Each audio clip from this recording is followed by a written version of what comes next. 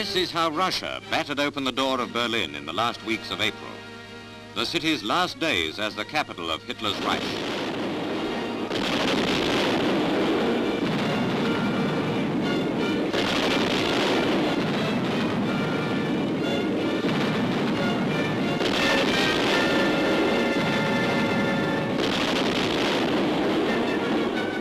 In the Unter den Linden, orders go up for German civilians. Dazed and beaten, they stand at underground entrances which housed many thousands during the bombardment. Landmarks of the beaten town, the Reichstag, the Brandenburg Gate. Shell-scarred and broken, they were once Germany's pride. Every guidebook boosted them.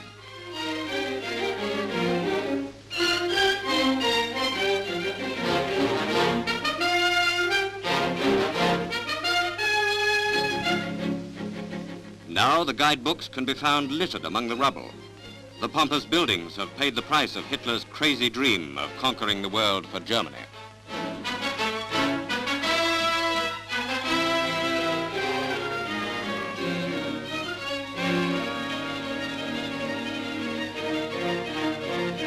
German government buildings are already covered with the scrawled signatures of men from the Volga and the cities and plains of Russia.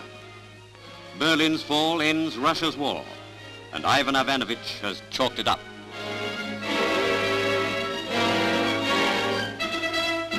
Hitler and the Nazi thugs once strutted through the rooms and corridors of the Chancellery. This was the treaty room where once jackboots clicked.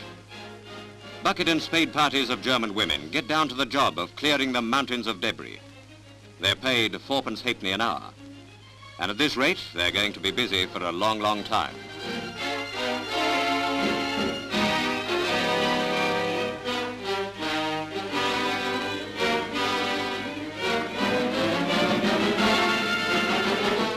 Directing traffic is pigtailed Theodora Bondarenko from Kiev.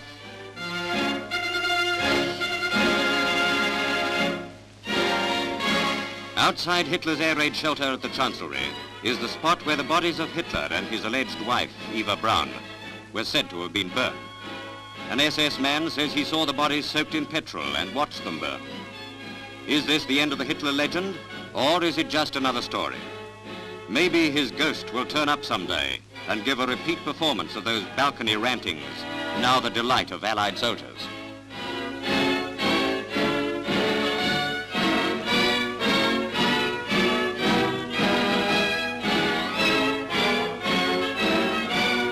The Union Jack goes up to signalize the taking over by the British troops of their sector of Berlin.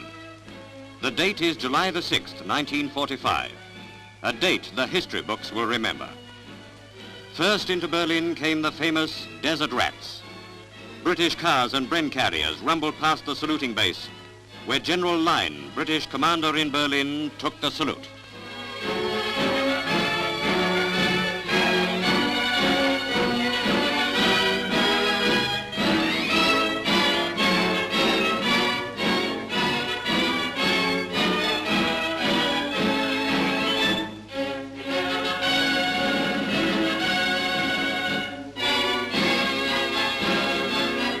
The official hour of the British occupation took place in front of the German Victory Monument overlooking the Tiergarten in the Charlottenburger Strasse.